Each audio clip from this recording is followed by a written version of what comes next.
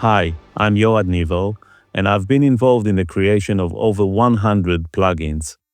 Many of them industry standard products, including Grammy, Emmy, and Tech Award winners. Using my experience, I would like to share with you what I think matters in plugins and how to get the most out of them. Today, I'll be reviewing Punctuate. Now, I don't know any of the people behind this product, and I'm going to give you my take on it. So Punctuate is a multiband transient shaper. And here, as you can see, I can select the number of bands that I want to use. So let's start with a single band and just see what transient shapers do.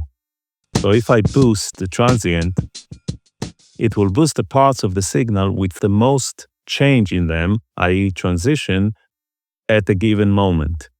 So it doesn't have a threshold like a compressor or a gate, which detects energy. It detects the change in energy at a given moment, regardless of the absolute energy level. Let's start with a full shebang, 26 bands, and see what it can do. So I have a drum loop here. And I'm going to boost everything, because why not? So what I'm doing here is I'm boosting the transients of each band separately. However, I can get them to work as one. So now the sidechain is common and it behaves like a single band. So if I change it to a single band, it will do exactly the same.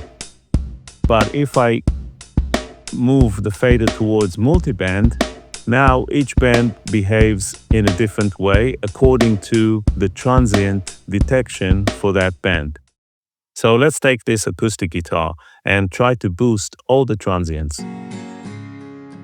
So obviously we'll be emphasizing some of the nastiness of this acoustic guitar caused by the pick on the strings, which we can then, rather than boosting, we can actually cut to make a much more smooth experience, which will not interfere with other instruments at the same time, which is a great plus. So we don't have to have so much resolution. 8 bands will be enough for that. And we actually don't need to boost any of the other frequencies. We just need to tame those kind of pick transients. If we solo one and boost it, we can hear. And if we reduce the transients on this frequency, it creates a much smoother experience. Now, as you may have noticed, this can also be used as a filter bank, because what I can do now, let me just reset the plugin. What I can do now is take a drum loop and I can actually solo each band separately. So we can use this to extract single bands out of the entire program, which in this case will lead to isolating this percussive element. And then we can play with the mix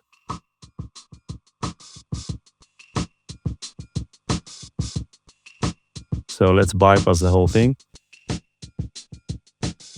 And I mean, so we can actually use this to increase certain bands, and we can combine them together by pressing Shift to create this somewhat phasey but interesting,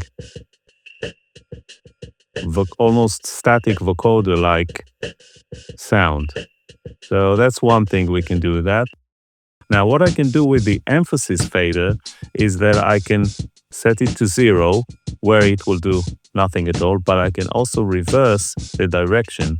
So now it's actually reducing the frequencies that I've chosen to emphasize. So this is kind of a factor fader.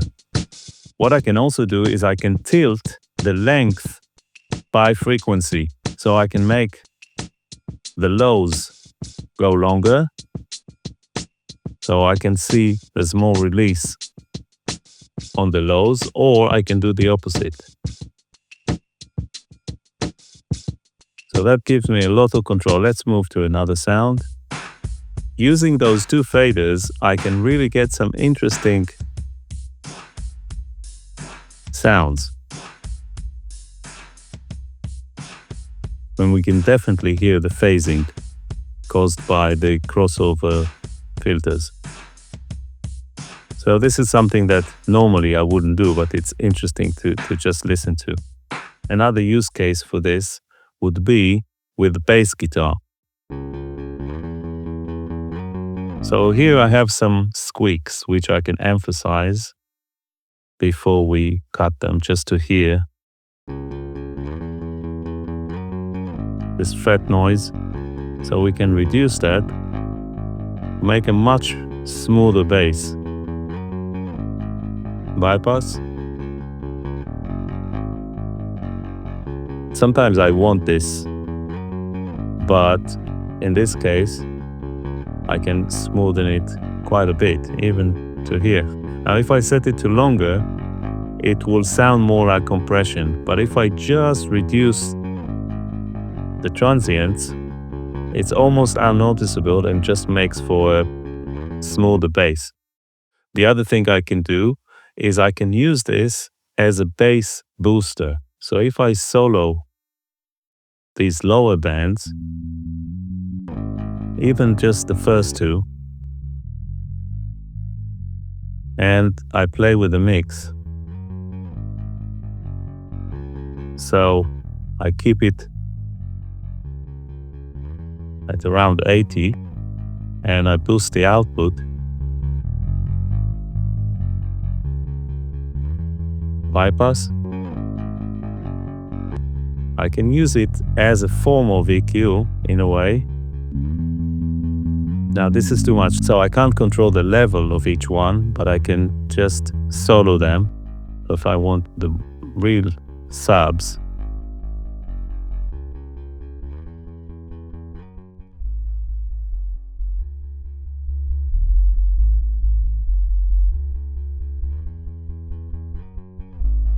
I can do a lot of interesting things with this plugin. Now, my criticism is, I would say that the GUI is not the most modern looking interface. I like the fact that it's vectoric, which means we can change the size dynamically. For me, the interface could use a facelift. It's a very interesting product. The other criticism I have is that you can't really zero everything.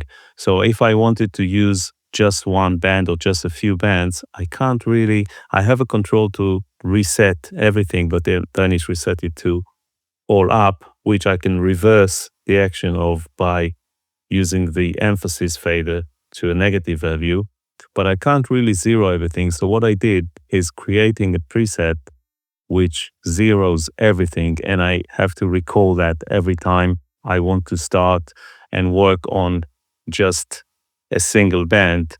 Like if I want to do something with this drum part with brushes, I want to emphasize the snare.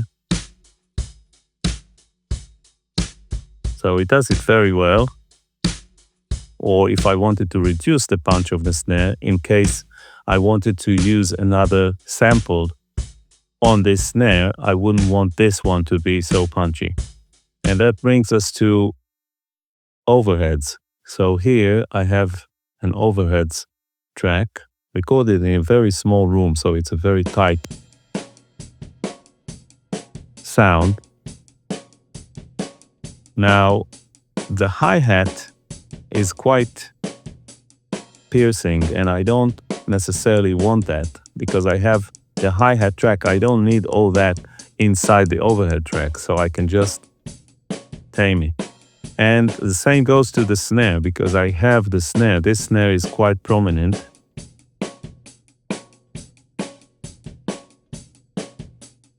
So I can tame it. And again, this is very much dependent on the length. So if I do this, it's just the transients. If I make it longer, I'm starting to hear the phase.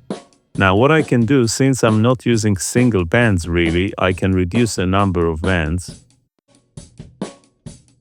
And that will achieve a similar effect, but will make it a little bit less phasey. Let's see if we can go to 6 bands. Now it's starting to eat too much of the other drums, but for the hi-hat, it definitely helps. And this is very useful on overheads. And I can use it as a sort of compressor if I were to set this more towards a single band and reduce everything and use longer release times and then play with the mix.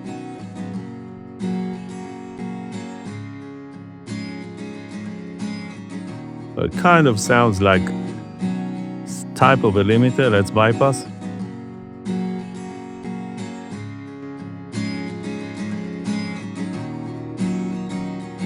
So this thing can do really a lot of very useful things to many sounds.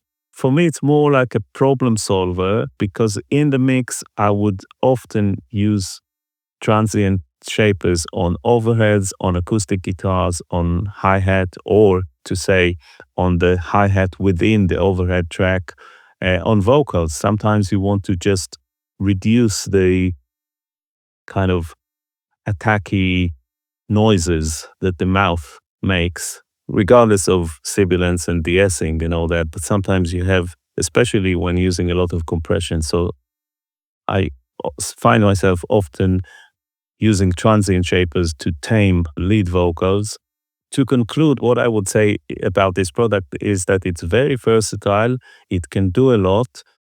When you take it to the extremes and really abuse it, you can make it sound unpleasant in terms of phasiness and things like that. A few comments that I would like to see addressed in the next version, maybe a facelift, a way of resetting the faders. So a little knob here to put everything to 0 will be very handy. Other than that, I think it's a very useful tool.